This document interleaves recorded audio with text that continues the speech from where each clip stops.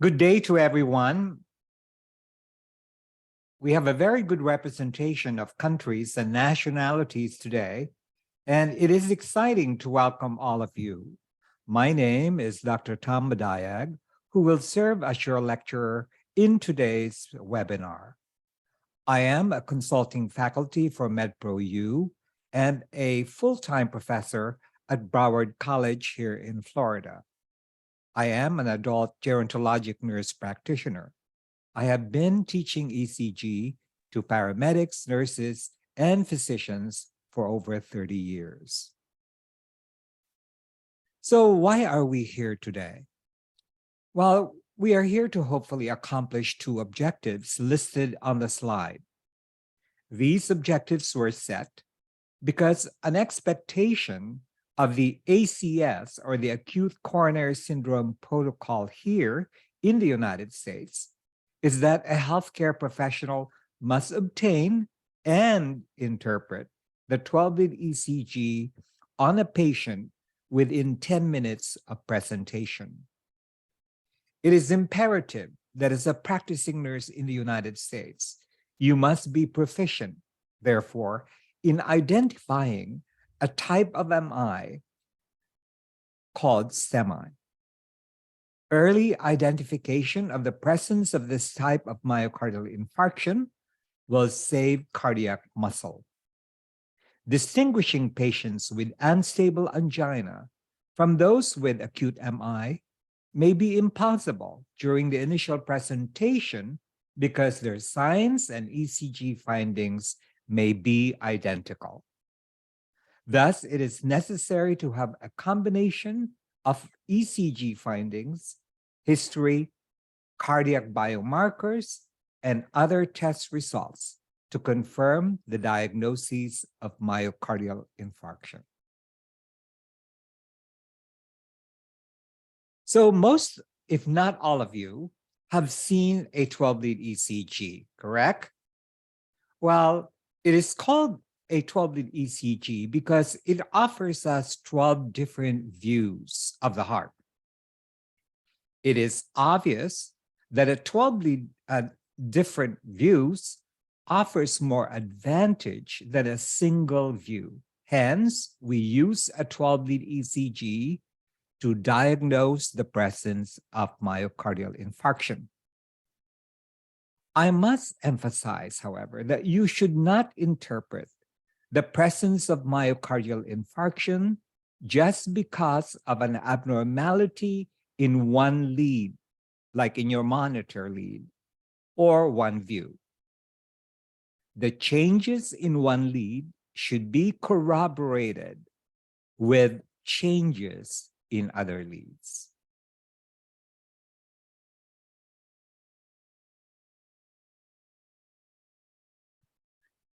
The typical layout of the ECG includes the following. There are 6 limb leads, as you could see, referred to as such because they're connected to the limbs or the arms and the legs. The leads are connected to those particular extremities. So they are designated as leads 1, right here, lead 2, lead 3, AVR, AVL, and AVF. So these are what is known as the limb leads. In addition to that, there are also 6 chest leads, also referred to as V leads or precordial leads. They are also 6 in number.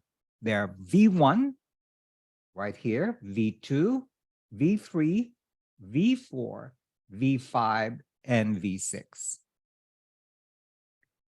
Each lead, as you can see, has a sample of 2.5 seconds, a 2.5 snapshot seconds of the heart's activity. So, for example, let me just do this here. From here to here is going to be a sample of 2.5 seconds. All right? And the entire total number here, from here to here, is 10 seconds. So we have a 10-second snapshot of the heart's activity. If you notice at the bottom, right over here, there is going to be 1 or 2 leads that has a continuous rhythm strip. In this example, there is 1 lead, lead 2, and this rhythm strip allows you to interpret the underlying rhythm that is present. So again, over here, as you could see in this example, the rhythm that is displayed is normal sinus rhythm. Okay?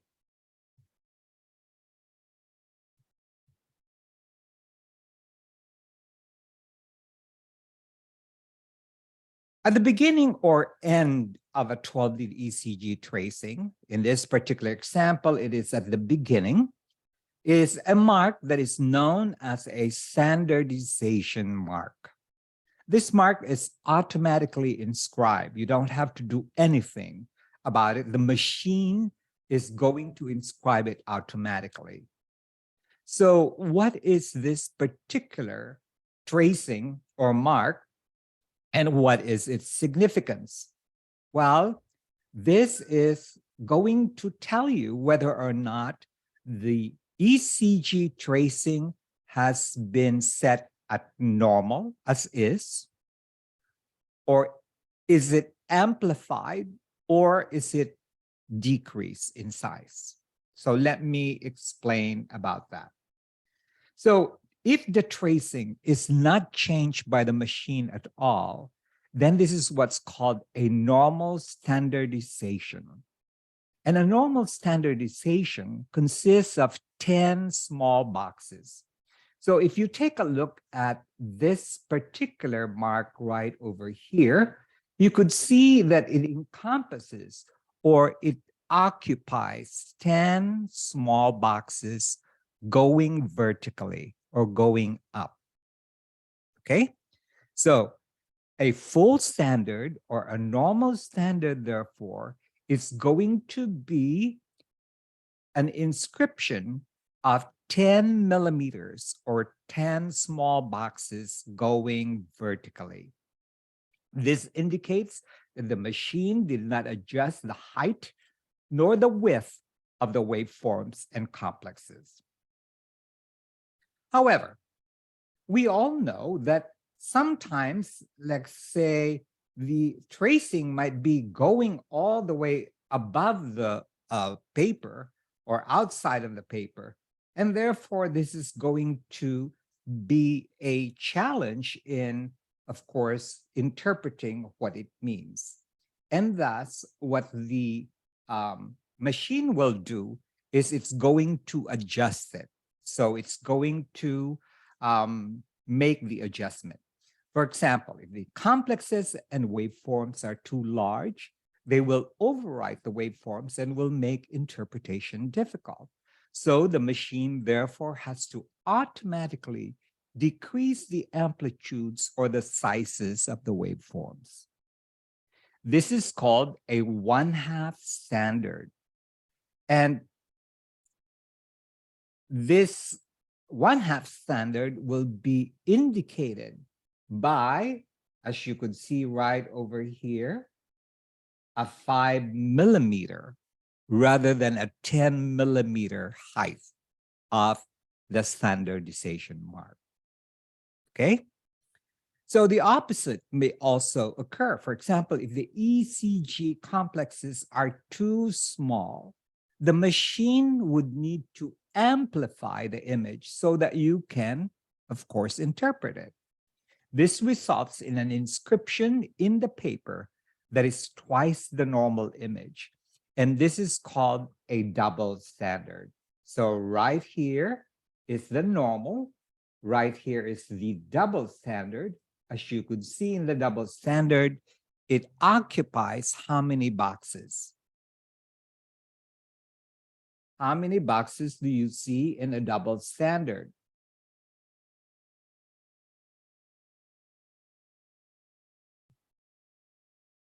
20. Very good. 20 boxes or 4 big boxes. Excellent. Thank you. All right. So now let's move forward. Now that we have done that, this is another view of a typical 12-lead EC tracing. The other thing that I wanted to mention over here is because sometimes people are confused. These things right over here are demarcation lines. They're not pacemaker spikes, okay? So this just divides the leads. This is lead 1, and AVR starts here. And again, lead 1 starts here, V4 starts here, okay? And so those lines are merely demarcation lines outlining the areas that are encompassed in each lead. Remember that each lead has a sample of 2.5 seconds. So now let's talk about MI. We all know what it is. I know that you do, but I just want to touch on the 2 types of MI, and those 2 types of MI are called non-STEMI or NSTEMI, and the other one is STEMI. So which one is worse? Well, actually, the bottom line is that both are just as bad. However, STEMI is seen as more of an immediate emergency because there's a known total occlusion of a heart vessel that needs to be opened up urgently. However, in terms of long-term outcomes, they have equal health implications.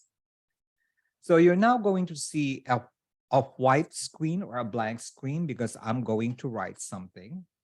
But here is what differentiates STEMI from non-STEMI. So supposing now that this is the ventricle. Okay. This is the right ventricle and this is the left ventricle. Now, if the damage as a result of total occlusion of a blood vessel occurs from one wall all the way to the other wall, from the endocardial layer to the epicardial layer. So you now have a damage, a full thickness damage. This results in an ECG finding that's called STEMI. Okay? So therefore, it is from one wall of the ventricle to the other wall.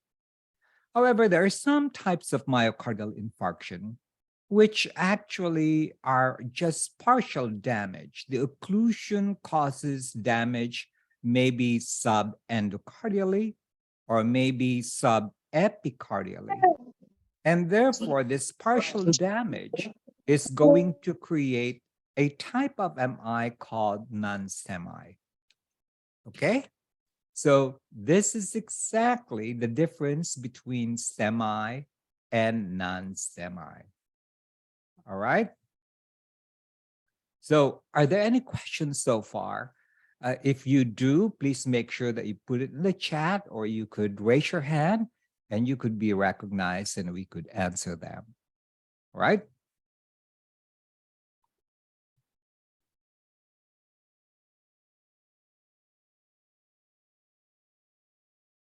All right, a manifestation of STEMI or ST elevation MI, as the term denotes, is an elevation of the ST segment. This is just an illustration of the different waveforms, intervals, and segments. As you could see, we have the P, PR interval, QRS, and so on. And we will focus on different areas to help us diagnose the presence of STEMI. So the first thing that we're going to focus on is what is known as the baseline. And the baseline establishes the straight line from which we judge whether or not the baseline is at normal or is it deviated. So this is the baseline. This PR segment is known as the baseline, or it establishes where the baseline is. So from now on, when you are going to look at an ECG, you're now going to look at this baseline and you're going to examine this SC segment. The SC segment is right here. It should be on the same plane as the baseline. Okay, so the baseline is in the PR segment and the SC segment should be on the same plane as the baseline. Significant deviations are referred to as either depressions or elevations. So, as you could see right over here, this is the baseline. This is the SC segment. This is above the baseline, and therefore we call this an ST elevation.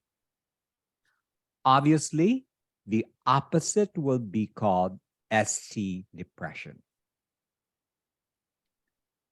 Now, the beginning of the ST segment is very, very important right over in this area. This is the beginning of the ST segment. The beginning of the ST segment is what is known as the J point. This is the J point right here. J point.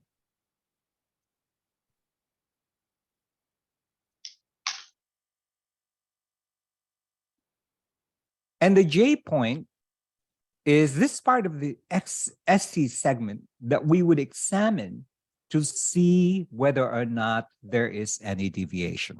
So let me further explain what I mean. On this slide, the J point is pointed by the arrow. This is the beginning of the ST segment.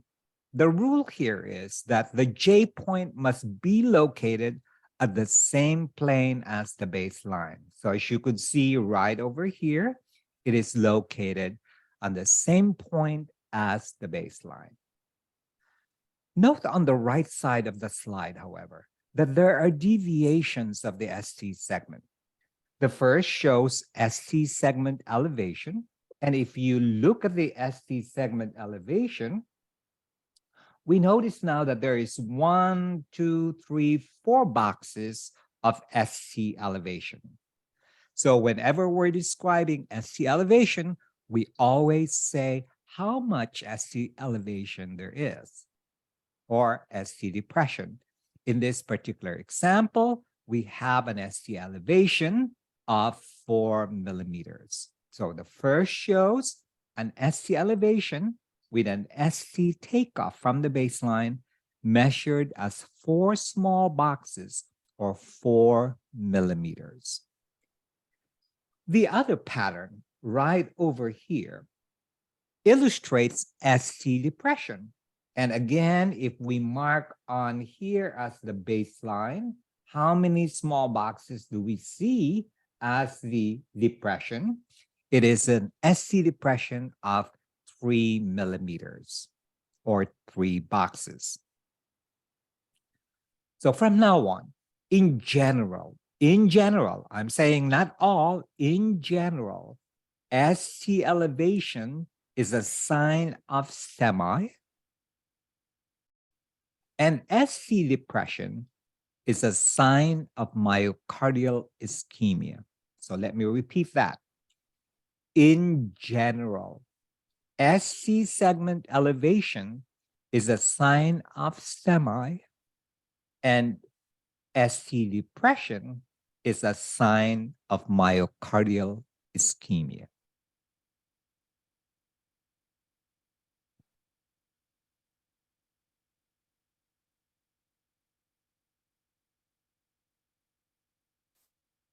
So just because there's ST elevation, we are not going to diagnose MI with that.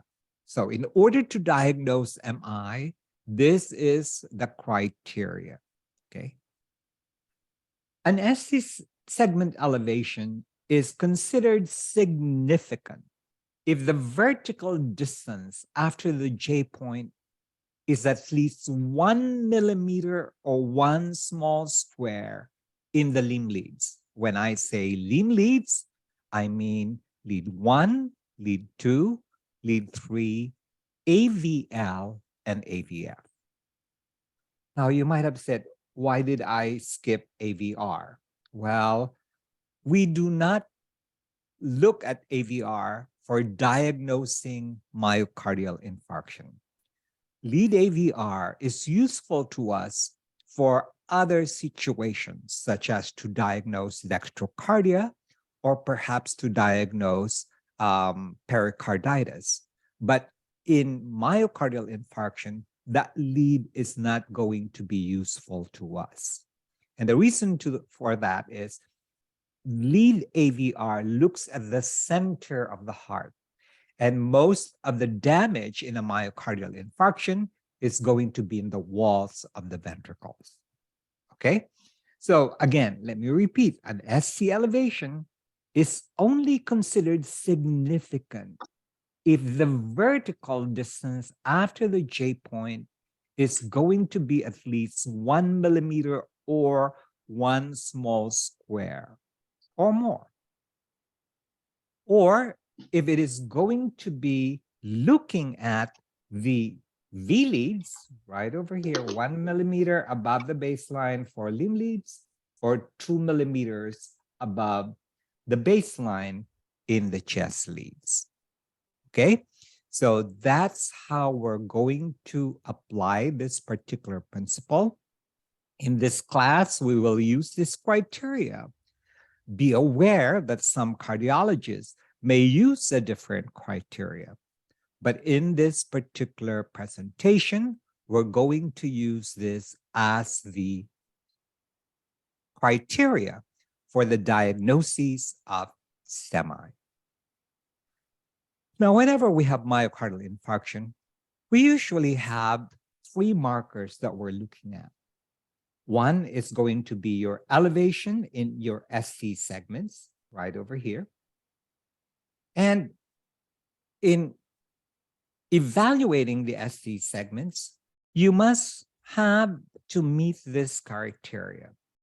It should be at least 1 millimeter in the limb leads, or 2 millimeters in the V leads or chest leads, and it must have two related leads. In other words, if you only see one ST elevation in one area, it's not going to be significant. It's got to be in two related leads. And when we say related leads, I'm going to explain that in the next slides or so. Okay. Now, additional information as far as markers for the diagnosis of STEMI includes a new left bundle branch block, abnormal Q waves, or inverted T waves. In this presentation, we're going to focus on ST segment elevation as the primary criteria for the diagnosis of STEMI.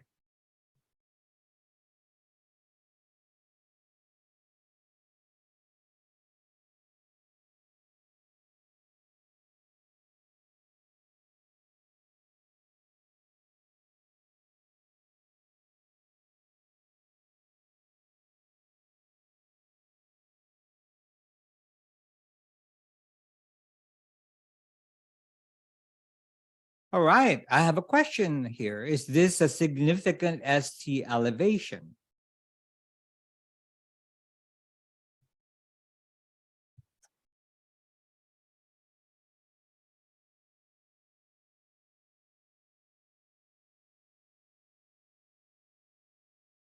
Only 10 of you responded out of the 34.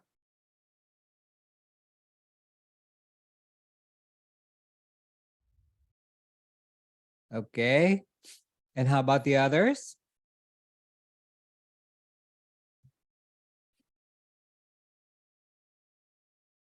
Okay.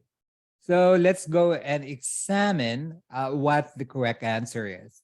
How many millimeters is the ST elevation? Well, we have a 2 millimeter ST segment elevation. And we said that 1 millimeter in limb leads or 2 millimeters in the V leads is going to be significant. So therefore, this particular ST segment elevation is going to be significant. Okay. Here's another question.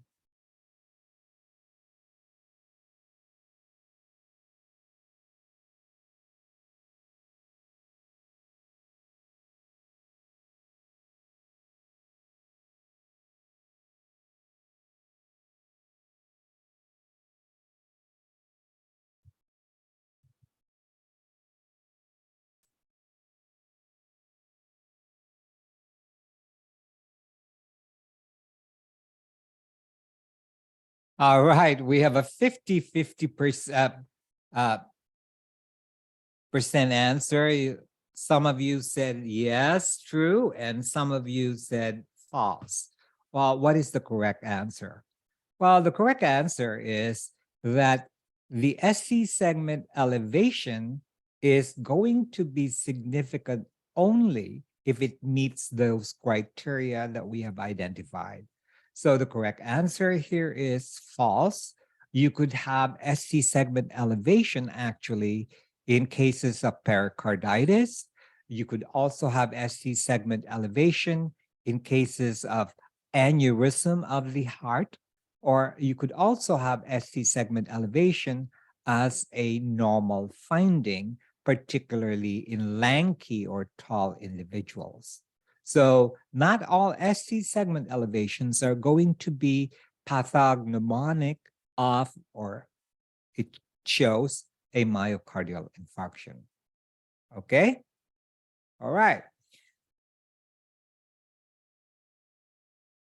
Having said that now, let's go to this next thing that we're going to be talking about, and they are the views of the heart.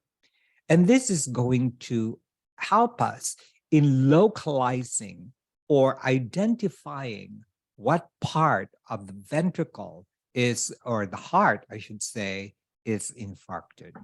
Okay?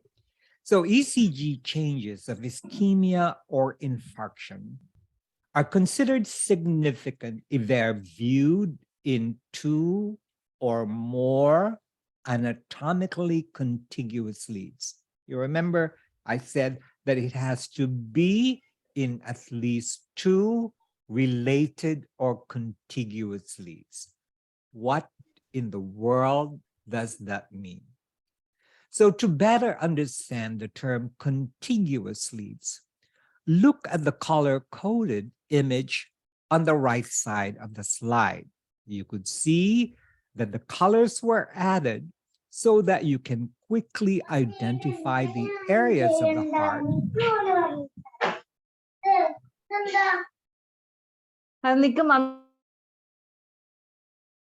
Okay, please make sure that you mute yourself unless you're asking a question. All right. So the colors were added on the right side of the screen, right over here. Right over here, you know, there are color codings over here so that you can quickly see the areas of the heart viewed by the same leads. For example, leads 2, 3, and AVF appear the same color in the table. It's in blue. Because they view the inferior wall of the left ventricle. All right. So whenever you have, therefore, SC elevations in lead 2 and 3, or lead 2 and AVF, or 3 and AVF, then that means to say that this is going to be a manifestation of MI in the inferior leads, inferior part of the heart. Okay, so when we say inferior portion of the heart, as you could see, let me just erase, and I'm going to point right here. Okay, see, this portion of the heart right here is called the inferior aspect of the heart. It is also called the diaphragmatic portion of the left ventricle. And the reason why it's called diaphragmatic portion is because it touches on the diaphragm. So with this type of MI, you will have ST elevations in what lead? You will have ST elevations in 2, 3, and AVF. Okay? So because of the location of this inferior portion of the heart, by the way, I just wanted to let you know that these patients usually will have a lot of vomiting, and usually during the recovery phase, they're going to be haunted by hiccups. They're hiccuping all the time. So for those of you who are in the emergency room, for example, if a patient comes in with chest pain and you haven't even done the ECG, you will know what type of MI the patient is manifesting just by the symptoms. If the patient is vomiting quite a whole lot, there's a lot of vagal effects, then this points to the inferior MI. So you would anticipate, therefore, that the ST elevations will be in 2, 3, and AVF. Okay? So a significant ST elevation in 2 of these leads, 2, 3, and AVF, will meet the criteria for infarction of the inferior wall.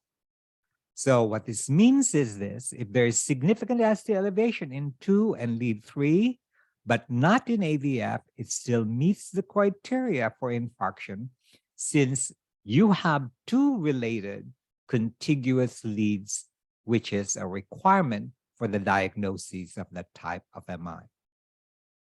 All right, so going further, if a patient has ST elevations in, let's say, lead 1, AVL, V5, and V6, then we call this a lateral MI.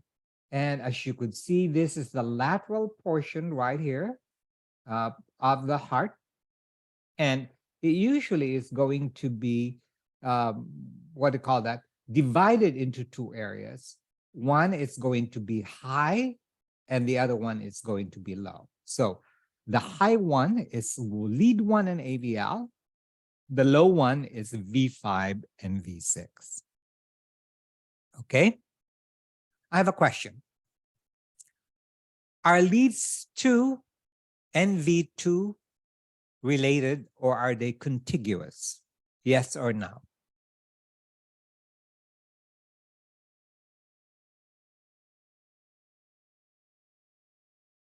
Let me repeat that question. Supposing I have ST elevation in lead 2 and in V2, can I diagnose inferior wall MI? Yes or no?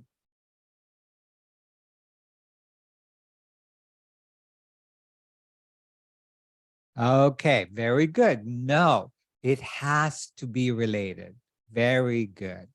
Okay. Now, again, my pointer is not cooperating. Okay. So note that the lateral view is detected by 4 leads, lead 1, AVL, V5, and V6. The lateral area, as I said, can be divided into the high lateral and the low lateral areas. Lead 1 and AVL are high lateral, and V5 and V6 are low lateral. All right, if you have ST segment elevation in V1 and V2, then that means to say that this has a damage in the septal wall right over here. And of course, if you have V3 and V4, then you're going to have the anterior wall that's going to be infarcted. All right. So I'd like to pause for a minute because I want you to copy this information, first of all, so that we can use it in our exercises. All right. So let me give you a few minutes to just go ahead and copy the information. This one.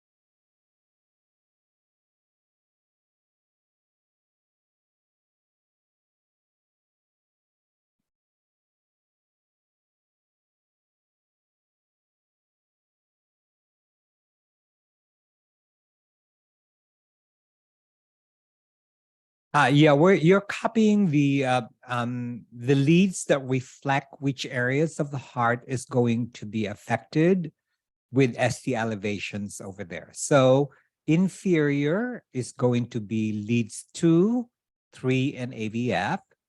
Lateral would be 1, AVL, V5 and V6. Anterior would be V3 and V4. And septal would be V1 and V2. Okay, you can take a picture of it. And by the way, the PowerPoint presentation is going to be available to you on Canvas. So if you failed to understand any of these, you can go back to the PowerPoint as well as the recording later on. Okay, so let's move on. Now, this slide illustrates the relationship of the segment of the heart that is occluded and the corresponding artery that is involved. Thus, when a patient is diagnosed to have an inferior wall MI, so right over here, if you have an inferior wall MI, then we know that the artery that supplies the inferior portion of the heart is the right coronary artery. For the anterior portion of the heart, which is right over here, the artery that supplies it, as you could see, is the left coronary artery. And for the lateral portion, the artery that supplies it is the circumflex coronary artery. Okay, so if a patient has had an anterior wall MI, which one is, or which artery is most likely occluded? We know that it's the left coronary artery, particularly the left anterior descending coronary artery. If we have an inferior wall MI, then the likelihood of the artery that is going to be occluded is going to be your right coronary artery. And the lateral portion, if we have a lateral wall MI, then the likelihood that the artery that is going to be having a pathology is going to be your circumflex coronary artery.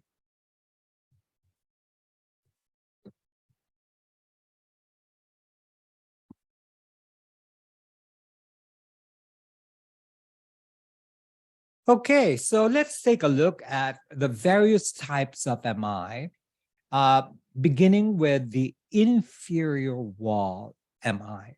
This is also called, as I said, the diaphragmatic portion of the heart, or the diaphragmatic wall. And thus, when we hear inferior wall MI or diaphragmatic wall MI, it can be used interchangeably. In most individuals, the inferior wall is supplied by the posterior descending branch of the right coronary artery. So the anatomical proximity of the segment of the ventricle to the diaphragm explains again why patients with this type of MI typically present with increased parasympathetic or vagal activity. They vomit a lot, or they can also manifest with frequent uncontrolled hiccups. This type of MI is also accompanied frequently by arrhythmias, which includes conduction delays, second-degree AV block type 1, which are common and transient. So when you're looking at an inferior wall MI, usually the rates are going to be bradycardia. So the diagnosis of an inferior wall MI are significant ST elevations in 2, 3, and AVF. Remember that any two combinations is acceptable. It is not necessary to have all these 3 leads to demonstrate a inferior wall MI. Okay. All right. Whenever we have an inferior wall MI, we're always going to think about the possibility of the involvement of the right ventricle. And I'm going to go back to this slide right over here to illustrate to you why that is. Okay. So if this is the inferior wall right over here,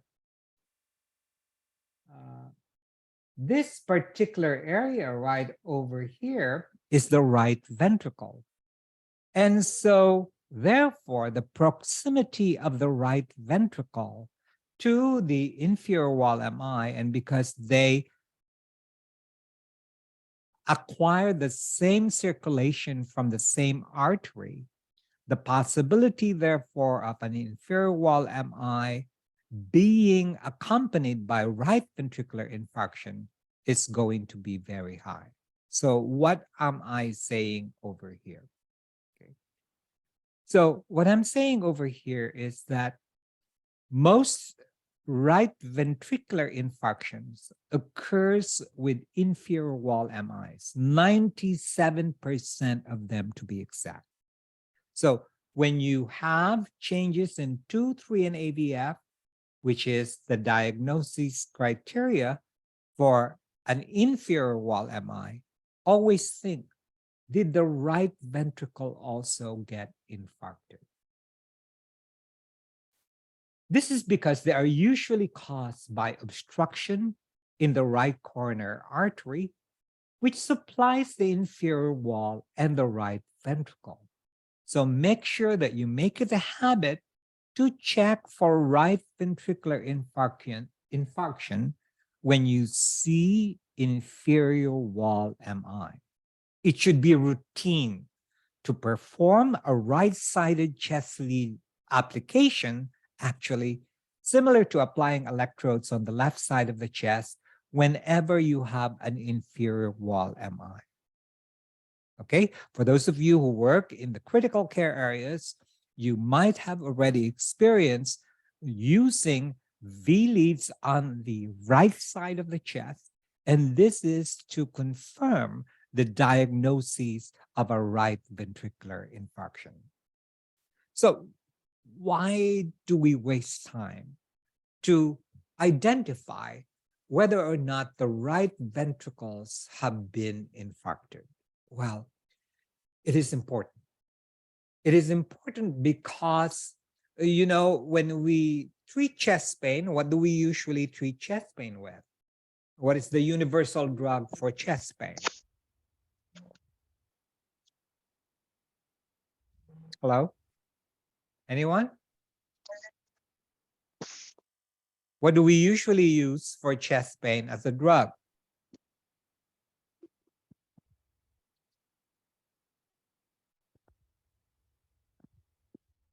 Okay, morphine. But in general, we use nitroglycerin, isn't it? Okay. So the unfortunate thing is, in this particular type of MI, thou shalt not use nitroglycerin. Why? So right ventricular infarction is usually accompanied by 3 main symptoms. Morphine is also going to be problematic over here. While the 3 symptoms that accompany right ventricular infarction are going to be hypotension with jugular vein distension, but clear breath sounds. So you always think about the fact that whenever there's jugular neck vein distension, that you will have heart failure. Well, this is not going to be the situation over here. If you have hypotension and you have jugular vein distension with clear breath sounds, this usually is a manifestation of a right ventricular infarction. The right ventricle, when infarcted, loses its ability to pump blood into the pulmonary circuit, and therefore it causes this triad of symptoms. This is the reason that this type of MI, in this type of MI, I should say, nitroglycerin is avoided because of the already compromised and decreased preload in the ventricles. Nitroglycerin would aggravate the situation and cause hypotension and engorgement of the central venous system.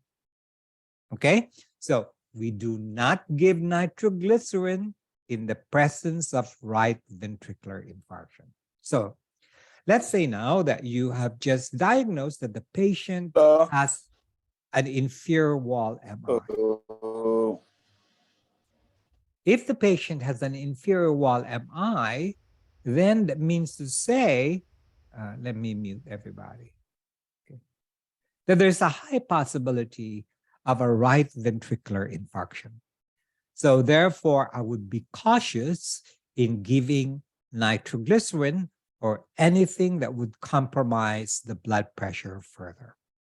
All right, so let's go back therefore to how do we diagnose if an inferior wall MI is accompanied by right ventricular infarction?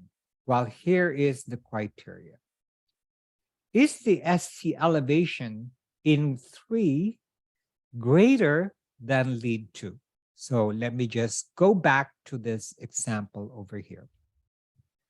We have an ST elevation in lead 2 right here, and also in lead 3 right here, and also in AVF. Do you all agree that there is ST elevations in 2, 3, and AVF? Do you all agree? Okay. So if we have ST elevations in 2, 3, and AVF, what type of MI do we have?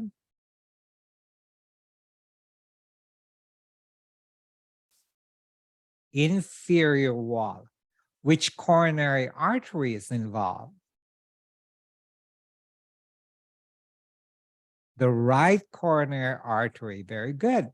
And therefore, if there is an obstruction of the right coronary artery, it's possible that the right ventricle might also be involved. So what we do is we measure now the SC segment elevation in each of these leads. So in 2 and 3.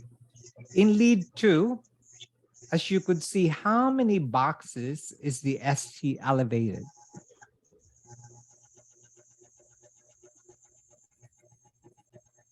So this is the line, again, that we start, right?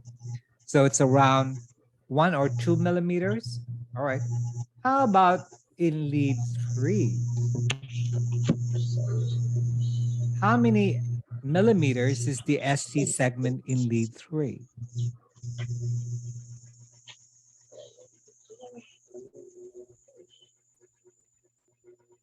How many? 3 millimeters. Okay. So if your ST segment elevation is higher in lead 3 compared to lead 2, in this example it is, then that establishes the diagnosis of a right ventricular infarction. Okay, so here it is. ST elevation in lead 3 is greater than lead 2. You therefore will now have a criteria that meets right ventricular infarction. You do not have to take a look at this one. Okay, I just wanted you to remember this particular criteria. Okay, so now you know how to diagnose a inferior wall MI and a right ventricular MI, hopefully. So let's take a look at this one. I don't know why there's a lot of, okay. So let's take a look at this particular example. Let's go lead 1. If we look at lead 1, what do we have? ST depression or ST elevation?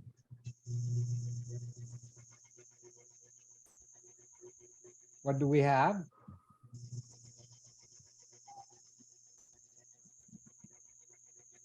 Do we have ST depression or ST elevation in lead 1? Depression. Okay. So we would indicate over here depression. Okay. So let's go to lead 2. Is lead 2 normal, elevated, or depressed?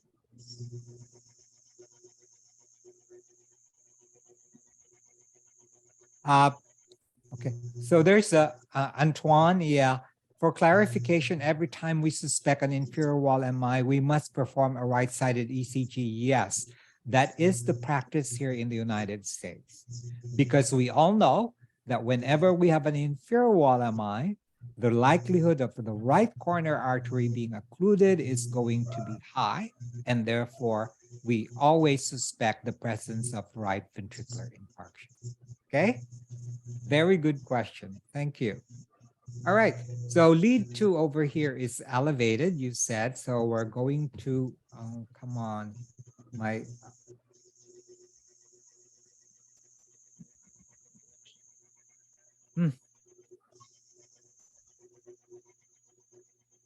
All right.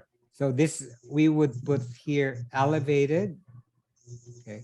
And how about lead 3? Normal, elevated, or depressed? Elevated. Okay, very good. And how about AVL?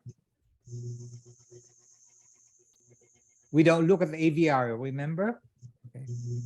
AVL. What is that AVL?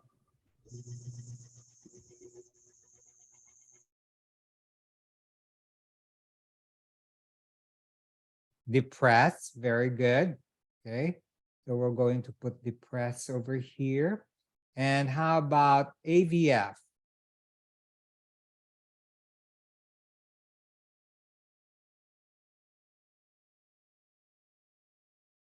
Elevated, very good.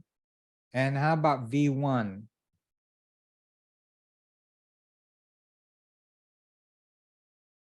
Elevated. V2?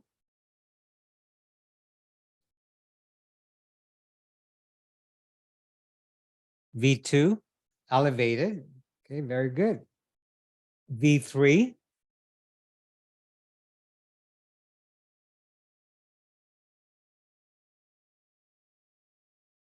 Elevated. And V4?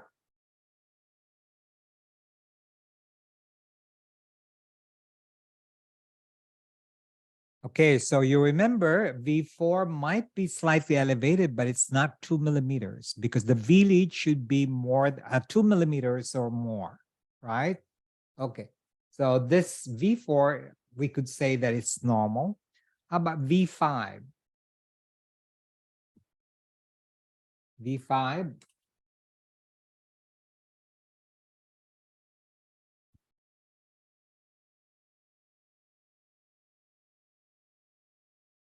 Slightly depressed or normal, okay. And V6?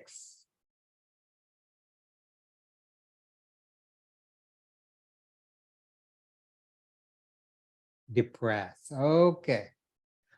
So when you're looking at my hand like this, the opposite of that would be this one, right? Okay. So you might be saying, why are there some depressed and there are some elevated? Well, the opposite of elevation, which is depression, is what is known as reciprocal change. Reciprocal change means the opposite is present. So with this ST elevation, what is the opposite of ST elevation? We have ST depression. So you might be wondering, why does this ECG show us elevations and depressions? Obviously, when you have an elevation, you will have a depression, okay? Because it's the opposite. And that is what is known as reciprocal change. So in this particular 12 lead ECG, they did a right-sided ECG, and this is the right-sided tracing. Okay. Oh, by the way, here in the United States, we do not have ECG technicians to perform your 12 lead ECG. I'm sure that you all are used to having a technician do the 12-lead ECG all the time. The ECG technicians usually are only present in the cardiovascular lab.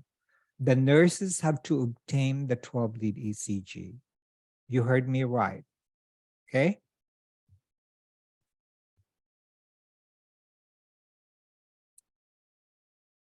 Okay, so we have in here ST elevations in 2, 3, and AVF. What type of MI do we have?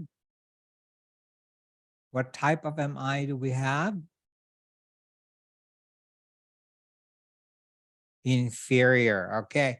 In as much as we have an inferior wall MI, we have to check whether or not there is a right ventricular infarction. Could you please tell me, is there a right ventricular infarction in this particular instance? Is there a right ventricular infarction in this instance? Oniki said yes, and Alma said yes, and Winnie said yes. Yes, we do. A right ventricular infarction is present because lead 3 ST segment elevation right here is greater than the ST elevation in lead 2. May we give this patient nitroglycerin?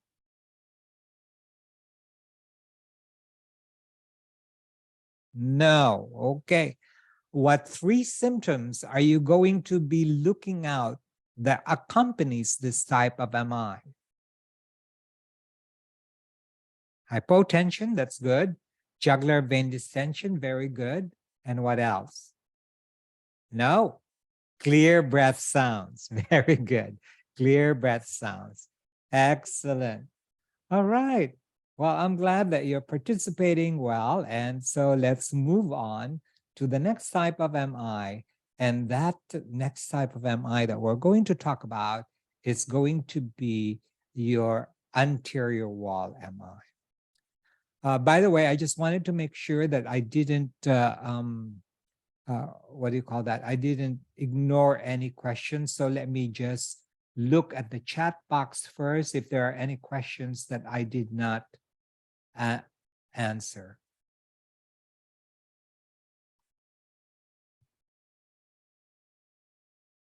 Okay, it looks like I answered everything. If I didn't, please let me know again, okay? All right, so let's go to the next type of MI, and this is what's called an anterior wall MI. And anterior wall MI rarely presents itself, rarely presents by itself. It usually is commonly accompanied by the lateral wall or both, because they're both, or these areas are supplied by the left coronary artery. However, if we have an anterior wall MI only, the leads that represent the anterior wall are V3 and V4. When both the anterior wall and the septum are affected, the infarct changes will show in V1 to V4. So V1 to V2 is septal, V3 and V4 is anterior. So usually you will have anterior wall along with the septal wall, but not necessarily all the time.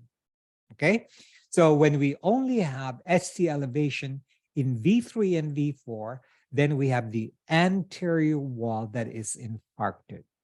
This is supplied by the left anterior descending coronary artery. Okay? All right. So the anterior wall MI is going to be manifested by changes or ST elevations in V3 and V4. And as you could see, this is supplied by the left anterior descending of the left coronary artery. So what are the characteristics of patients who have anterior wall MI? Well, patients with anterior wall MI usually is going to be hyperdynamic. And when I say hyperdynamic, they usually are going to be hypertensive. They usually are going to be tachycardic. They usually are going to have shortness of breath. And those are the manifestations of the anterior wall MI. So here's an example of, let me just go back. Yeah. Here's an example of an anterior wall MI. So let's take a look and examine each one on this electrocardiogram. All right, what do you see in lead 1? What is your evaluation of lead 1? It looks normal, okay? So again, over here, the patient is moving right in this area. So you go to the stable ones. And in this one, it looks like it's either 1 millimeter or maybe normal, okay? How about lead 2? Here is the baseline. The baseline. What do you notice about lead 2? Normal, okay? And lead 3? Lead 3? Lead 3 is depressed, correct?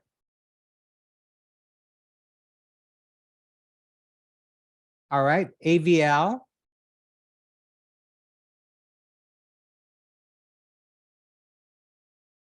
AVL. Let me just zoom that. Okay, it's elevated. And how about AVF?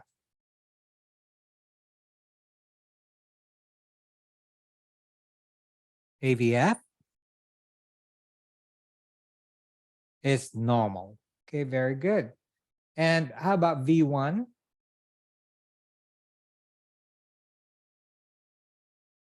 It's normal, very good. How about V2? As you could see, there's ST segment elevation, and there's significant ST elevation also in V3. How about V4? Elevation. V5, elevation. And V6 may be normal. Okay, so we have ST elevations in lead 1 AVL, V2, V3, V4, V5, and none in V6. So, do we have ST elevation in V1 and V2? And the answer is no. There's only ST elevation in V2. So we cannot claim that there is a septal wall MI, correct? You understand? But do we have ST elevation in V3 and V4? What does V3 and V4 look at?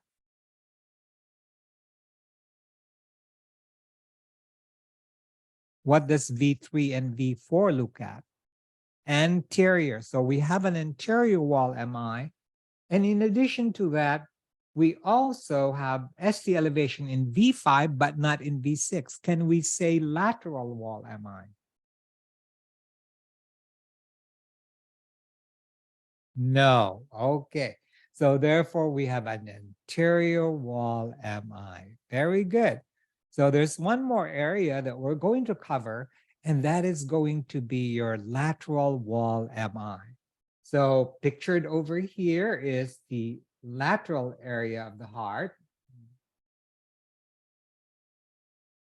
right over here. And this is supplied by the circumflex coronary artery.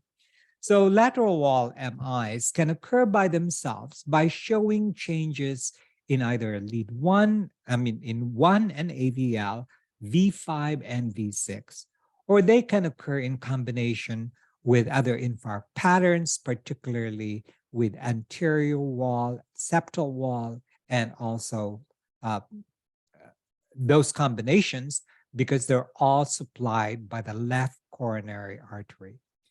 The lateral wall in particular is supplied by the left circumflex coronary artery, or perhaps sometimes the LAD, or the left anterior descending, or in rare instances, a branch of the right coronary artery. So let's take a look at a 12-lead ECG to illustrate the presence of a lateral wall MI. So let's take a look at lead 1. What do you diagnose lead 1 to reflect?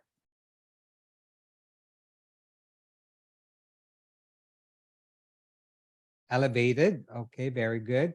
And how about lead 2?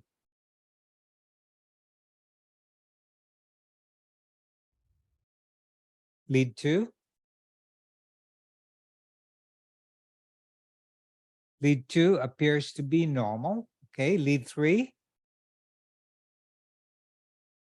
Oh, sorry about that. Lead 3? Depressed.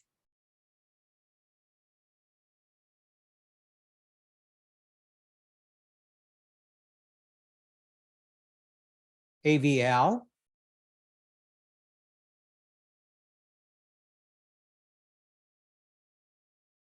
AVL. Here's AVL.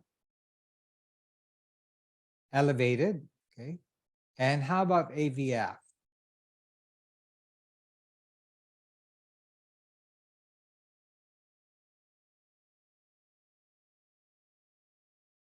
AVF? Up. Okay. So AVF is depressed. Okay. So look at it again. See, this is the baseline. Always remember the baseline is the PR segment right here. And this is going to be your J point. So therefore, this is depressed. Okay. And how about V1?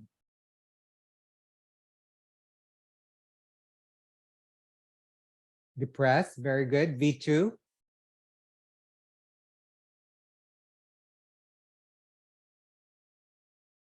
V3? V3? All right. And V4?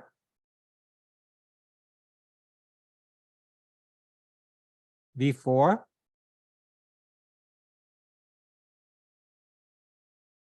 Okay. And how about V5?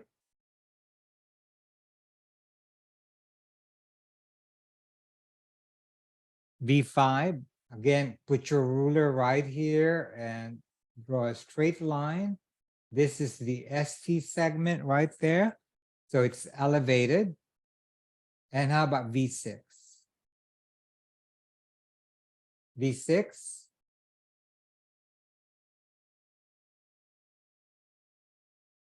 Elevated. Okay. So now we have elevations in lead 1 and AVL. What area of the heart is that looking at?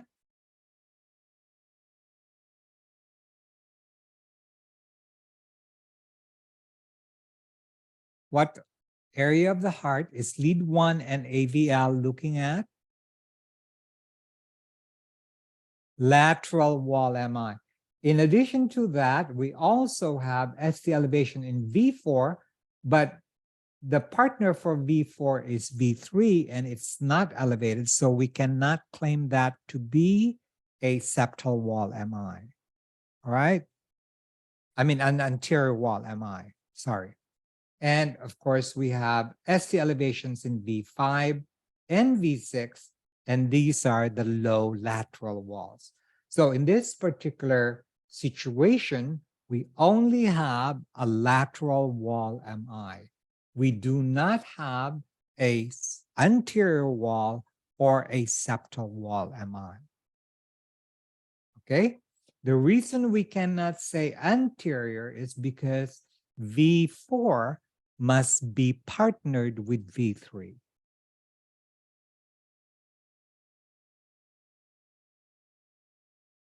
Okay? All right. So what I'm going to do now is we're going to go for exercises and we're going to look at some 12 leads and try to diagnose them. So in order to do that, what I'd like to propose is that we take a 5-minute break and come back and do the exercises. Okay? All right, let's take 5 minutes. I'll put on the music right here.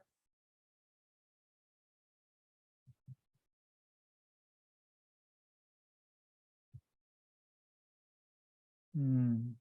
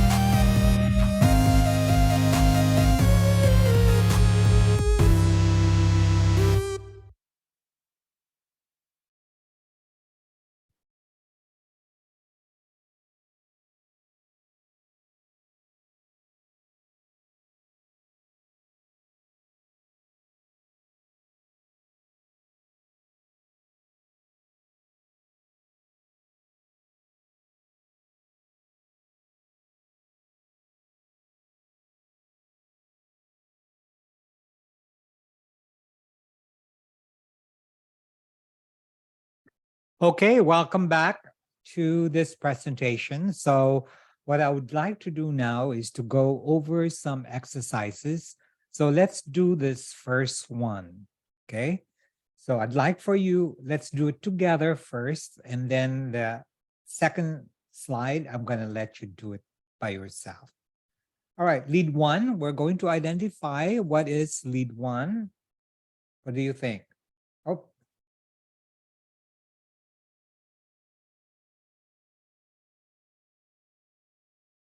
lead one.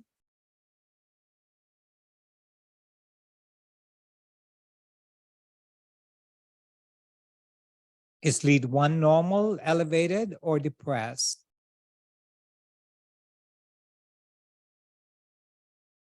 Depressed, okay, very good. How about lead two?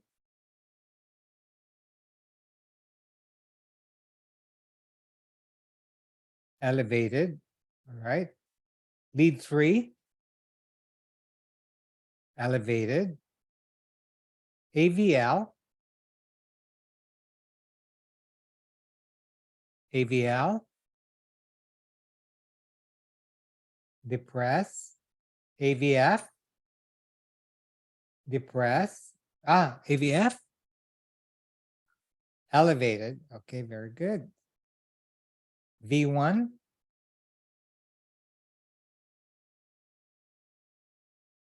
V1? Depressed, okay. V2?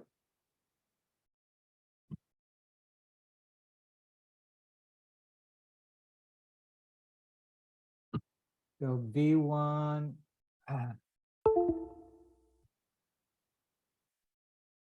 something's wrong with my pointer. All right, V1 is depressed, and V2?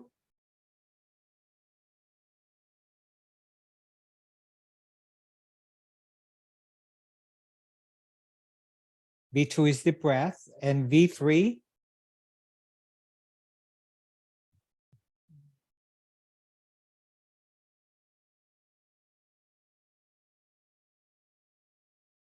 All right, so V1 is depressed, V2 is depressed, V3 is normal.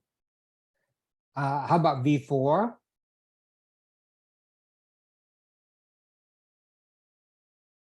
V4, we don't have much tracing from V4, right? So we don't know. How about V5?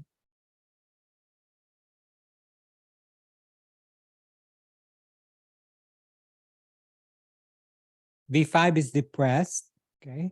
And how about V6? It's also depressed. Okay, so we have 2, 3, and AVF. So what type of MI do we have? Inferior wall. If we have an inferior wall MI, what else do we need to check? Right ventricular infarction. Do we have right ventricular infarction? Lucas said yes. And yes, okay, everybody said yes. That is correct. The ST elevation in lead 3 is greater than lead 2. And so, yes, we have an inferior wall MI, and we also have right ventricular infarction. Great. I'll go to the next one and you do it. And let me know what your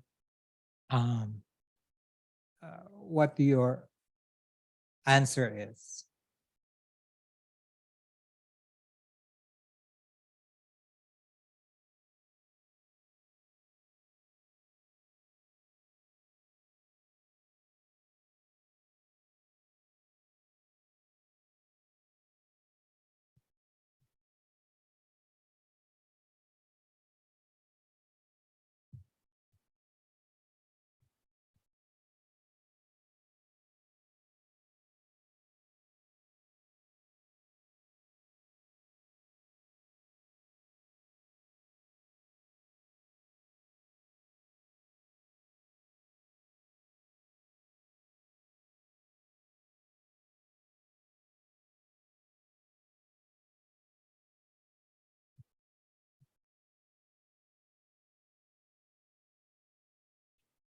All right, only 5 of you made an answer so far, 6.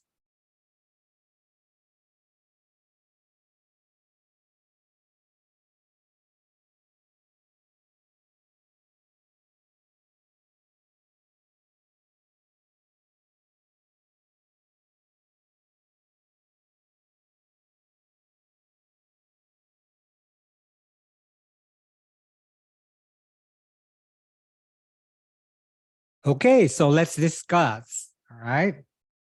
The correct answer here is it's an anterior and septal wall MI. And this is exactly how you answered. So let's see, for those of you who answered inferior wall, there's no inferior wall because inferior wall MI is ST elevations in 2, 3, and AVF. And we do not have ST elevations in 2, 3, and AVF. Actually, we have a ST depression. So therefore, we can discount the possibility of a right ventricular infarction. The ST elevations are V1 and V2, and V1 and V2 is the septal leads, and V3 and V4 is also elevated, and that's the anterior leads. We do not have ST elevations in lead 1 or AVL, V5 or V6, and therefore the only MI that we have is going to be your anteroseptal wall MI. Okay? Anteroseptal wall MI. Very good. So let's go to the next one.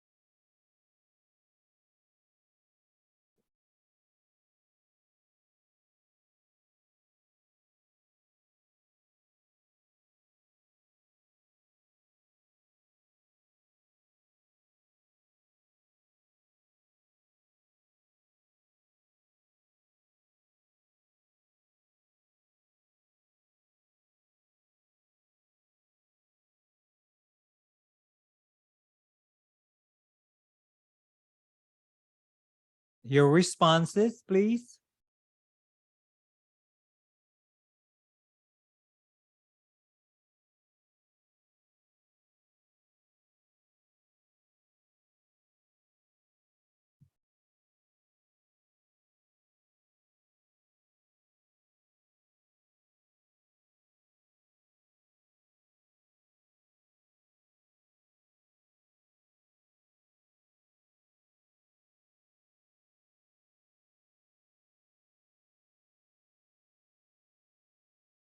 The image is still displayed.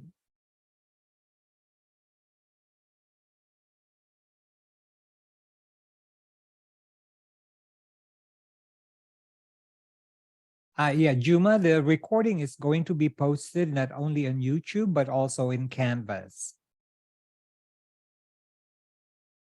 You can access the recording there.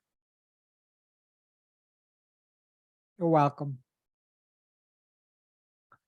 Okay, so let's see what the correct answer is. The correct answer here is that we have ST elevations in 1 and AVL, V5 and V6. So that means to say that we have a lateral wall MI, okay?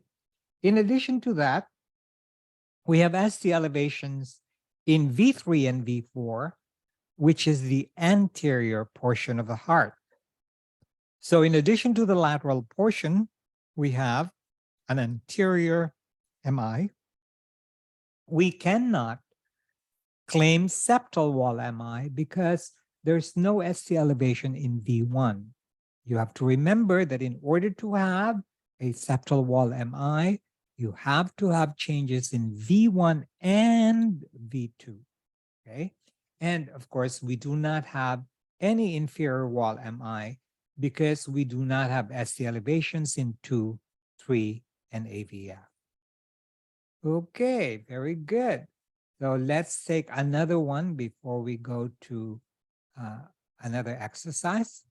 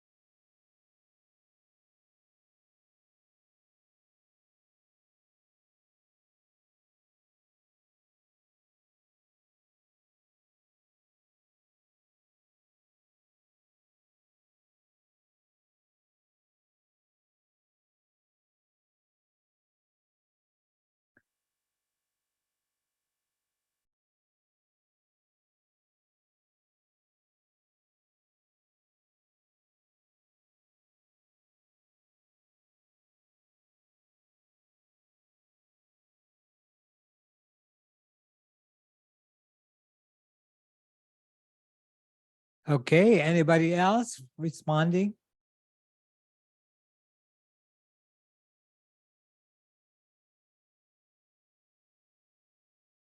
Okay, so let's take a look at the tracing here.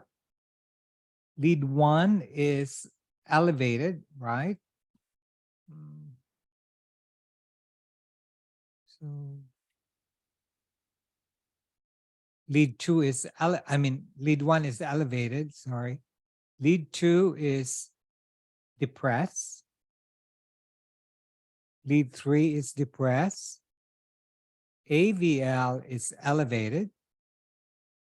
And AVF is depressed. V1 is elevated. V2 is elevated. V3 is elevated. V4 is elevated.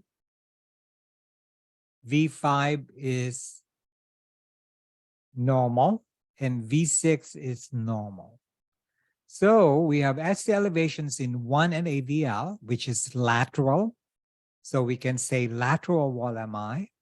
We also have V1 and V2, which is septal, and then V3 and V4, which is anterior. So the correct answers are anterior, septal, and lateral wall MI. Great. Okay. So everybody seemed to have identified that. Let's go to the last one here.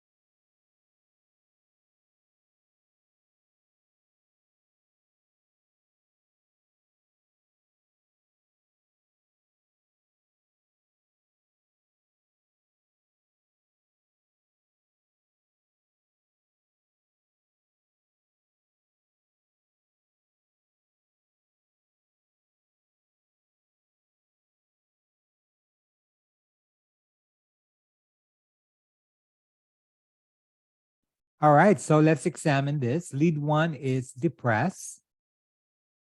Lead 2 is elevated. So depressed, elevated. Lead 3 is elevated. AVL is depressed. AVF is elevated.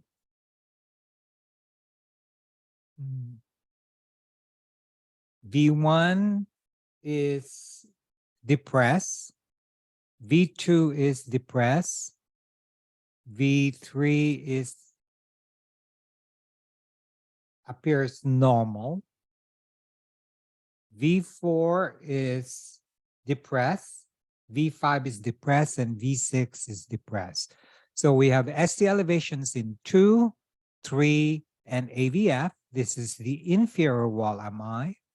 So this is how you responded. A lot of you, or 100% of you, said inferior wall MI. Now, remember that whenever we have inferior wall MI, we have to ask ourselves, is there a right ventricular MI?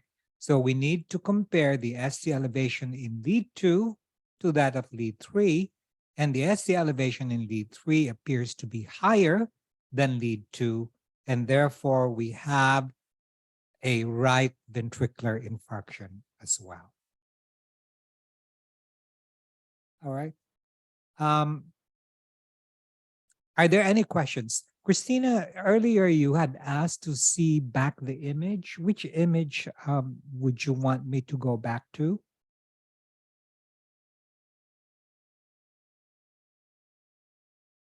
Oh, okay. All right. Great. So let's do one more. Okay. Here it is.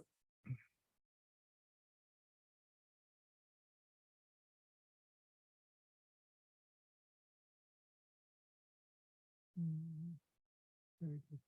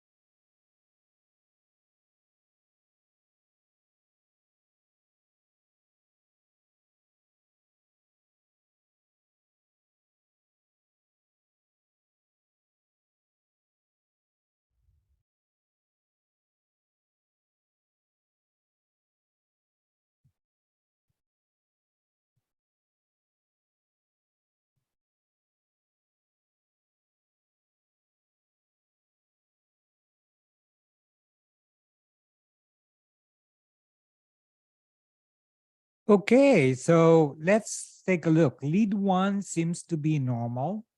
Lead 2 seems to be elevated. Lead 3 is elevated. AVL is depressed. And AVF is elevated. So we have elevations in 2, 3, and AVF so far. V1 is normal. V2 is normal. V3 is slightly elevated, but we cannot claim it to be significant because in order for ST elevation to be significant in the V leads, how many millimeters should we have? How many millimeters should we have? 2. And it's not 2. So therefore, it's going to be, what do you call that? Insignificant. V4 is the same thing. It is slightly elevated, but not 2 millimeters. So therefore, it's insignificant. V5 is slightly elevated. V6 is slightly elevated again, but they're not significant.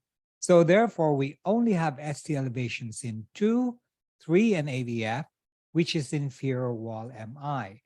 And 92% of you identified that correctly. Very good. Now, we ask ourselves the question, because there's an inferior wall MI, is there a right ventricular infarction?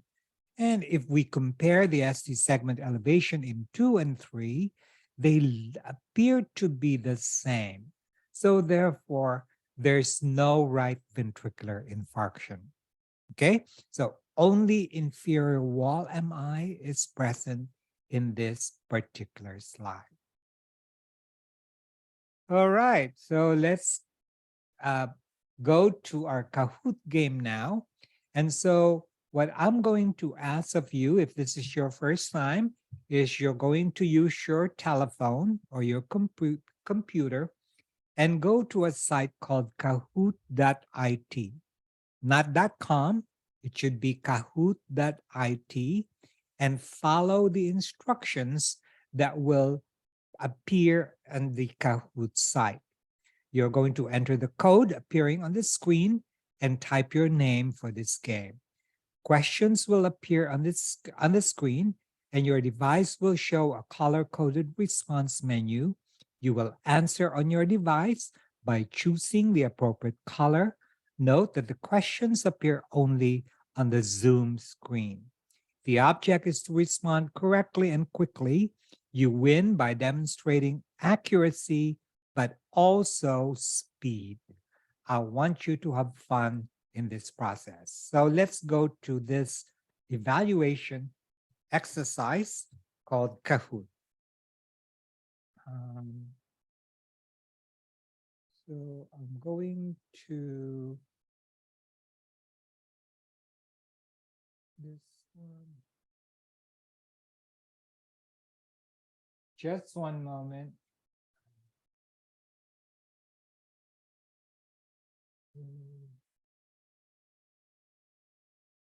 And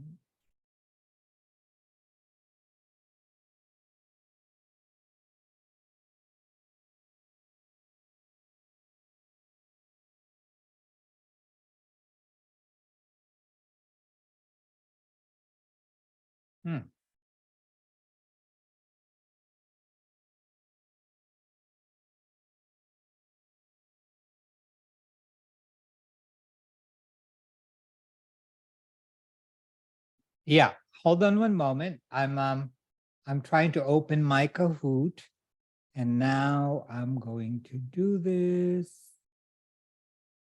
Share my screen, screen number 2, share the sound, and okay. So you're now going to enter the PIN as it appears in here, or you can scan the QR code.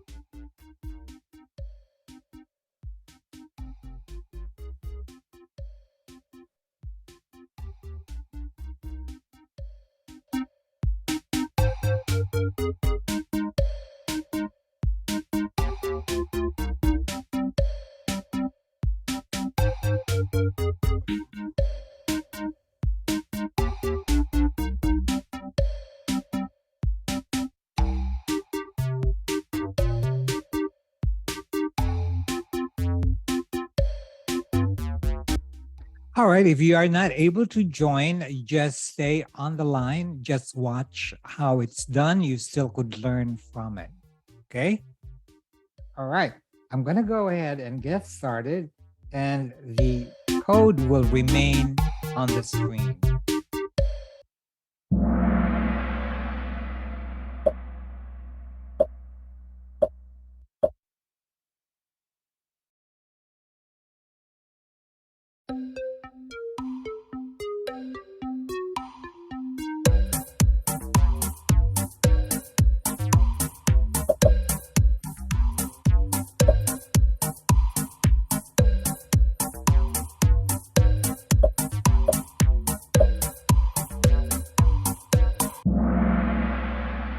Okay, so inverted T waves, elevated ST segments, and abnormal Q waves are all manifestations of MI, but not prolongation of the PR interval. So let's see how is the fastest. Alma was the fastest. Jeanette, Christina, Kinos, and Onike. Very good. Congratulations.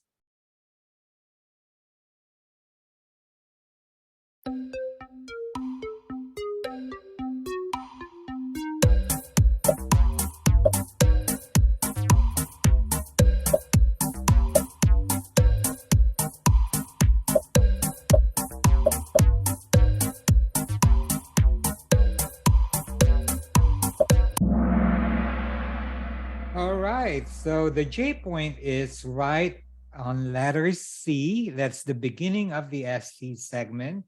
And let's see who answered it the fastest. Alma again, Janet, Kinos, Asmita, and DK. Congratulations.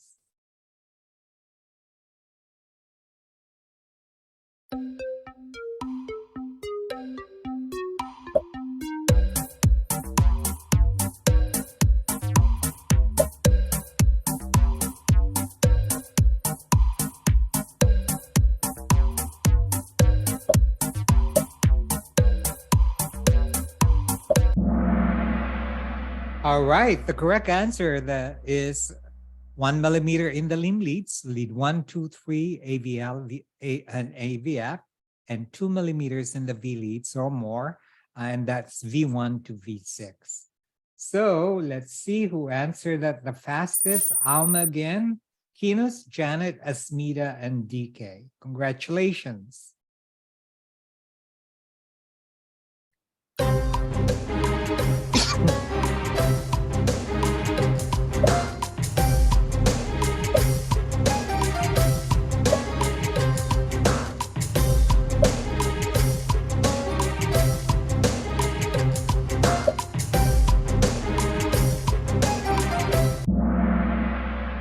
Okay, so the mark right over here is what is known as the standardization mark, and it should be, if it's normal, going to be 10 boxes going vertically. Okay, and let's see who answered it the fastest. Alma Kinos this time has the highest answer of a streak of 4, and Jeanette, Christina, and Asmita. Congratulations.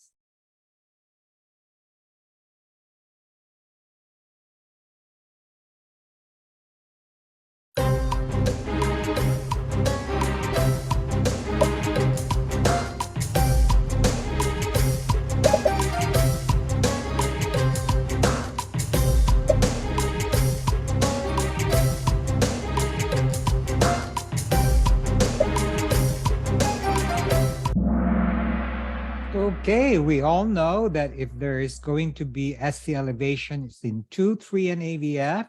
What happens is that there is a right coronary artery obstruction. And let's see, again, Alma, Kinas, Janet, Christina, and Weenie. And Alma can teach this course. All right.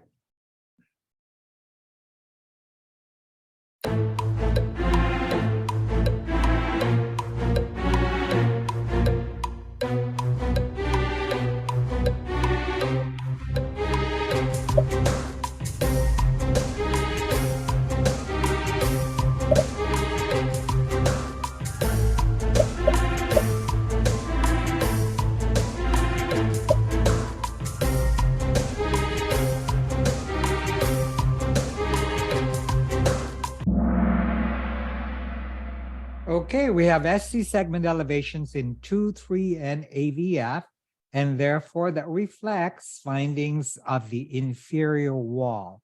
So we have an inferior wall MI, and again, Alma, Keenus, Janet, Christina, and Weenie. All of these people can teach the course.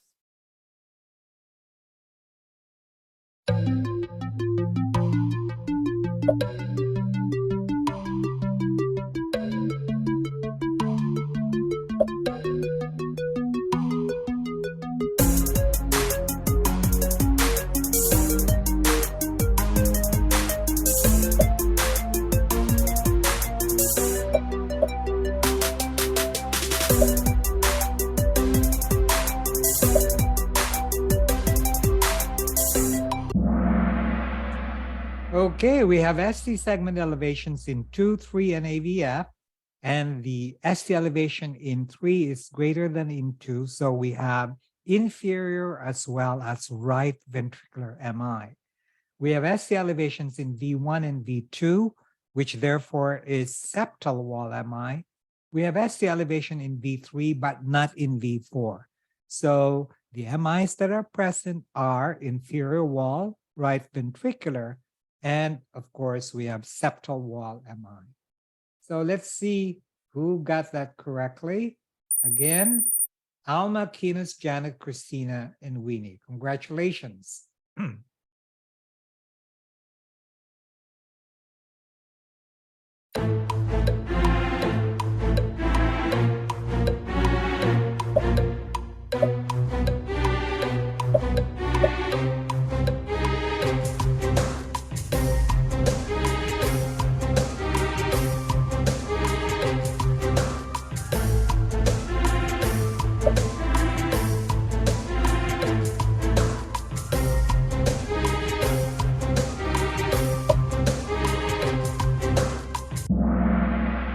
Okay, so the SC segment elevations, which would reflect high lateral views of the heart, would be lead 1 and AVL.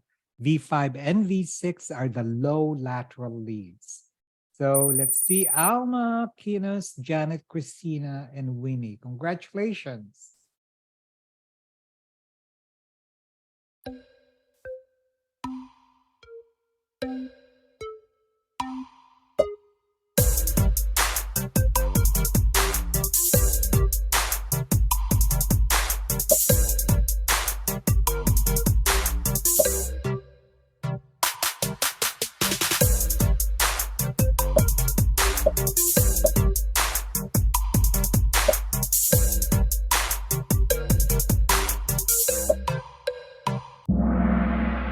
Okay, so if you look at this, there's an ST elevation in 2, 3, and AVF, with the ST elevation in 3 greater than lead 2. So we have both an inferior wall MI and a right ventricular wall MI. And Alma Keenus has the highest answer streak, and Janet, Christina, and Weenie. Congratulations.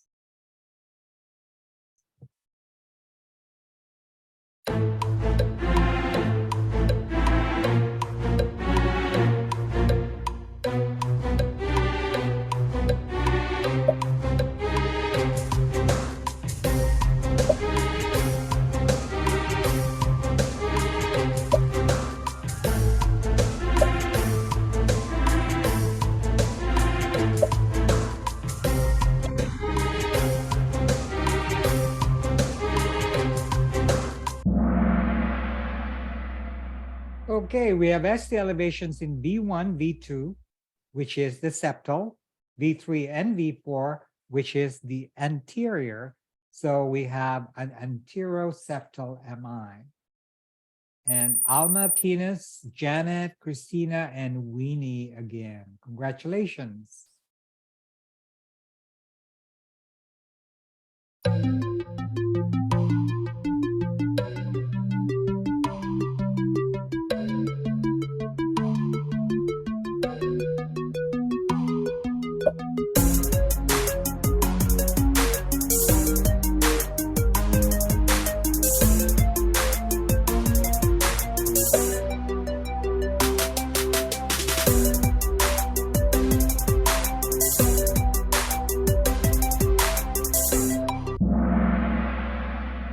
Okay, we have ST elevation in lead 1, AVL. These are lateral, V5 and V6, the whole lateral wall. V1 and V2, but V1 is normal, so we do not have a septal wall MI, but we have V3 and V4, which is anterior wall. So the correct answer is anterolateral wall MI. Let's see who got that. Alma, Keenus, Janet, Christina, and Winnie. Congratulations.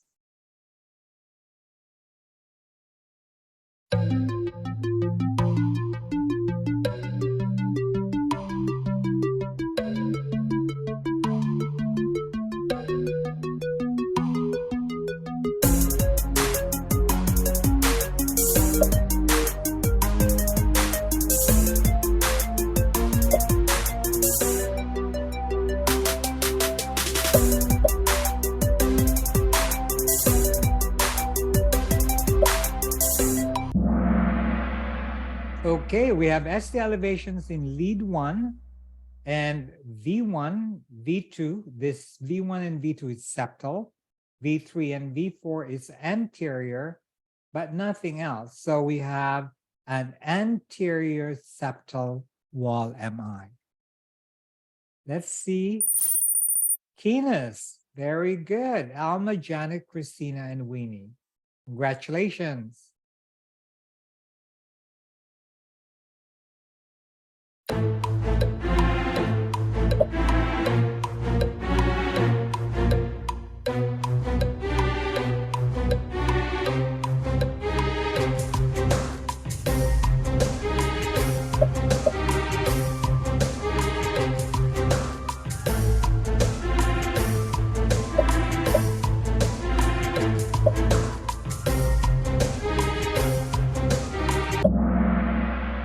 Okay, we have ST elevations in 2, 3, and AVF, which means to say that we have an inferior wall MI, and evaluating it for the presence of right ventricular MI, we do have that. So we both have an inferior wall as well as a right ventricular wall MI.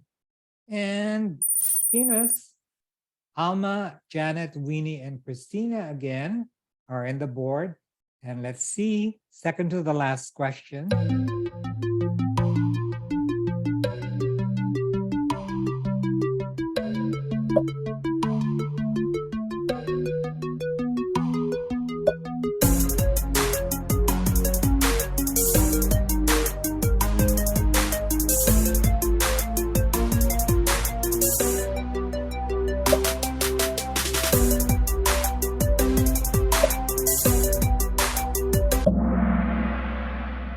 Okay, we have ST elevations in 2, in lead 3, and AVF. So we have inferior wall. The other term for inferior wall is diaphragmatic wall MI. And we also have an ST elevation greater in 3 than in 2. So we have right ventricular MI as well. So the correct answer is blue. And let's see. Alma, Keenus, Janet is back with an answer streak of 3, Winnie and Christina. Congratulations. And the last one.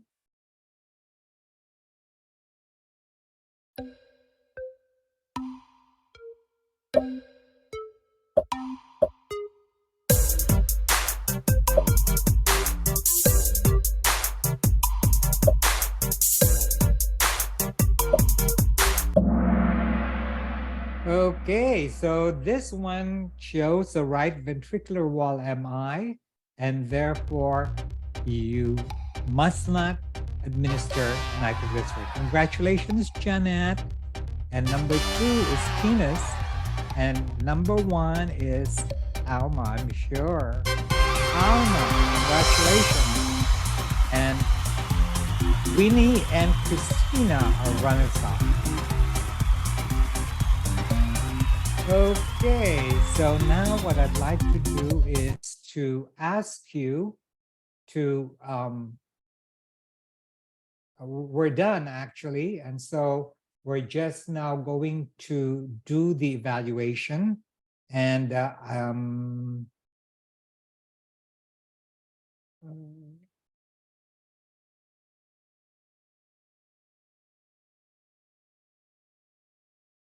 all right. I want to thank you for your participation in this particular webinar. And of course, it's always going to be our goal to have everyone learn from this experience. So please make sure that you do complete the evaluation. And again, the recording of this webinar will be available on the Canvas page as well as in YouTube. And the PowerPoint presentation will also be in the Canvas page. It has been my pleasure to be with you for the past 2 hours. I hope that we have met those objectives. Thank you so much, and I look forward to having you again in the next webinars to come. AVR looks at the inside of the heart. So it's not going to be looking at the particular walls of the ventricles, but rather just the endocardium. All right, Christina?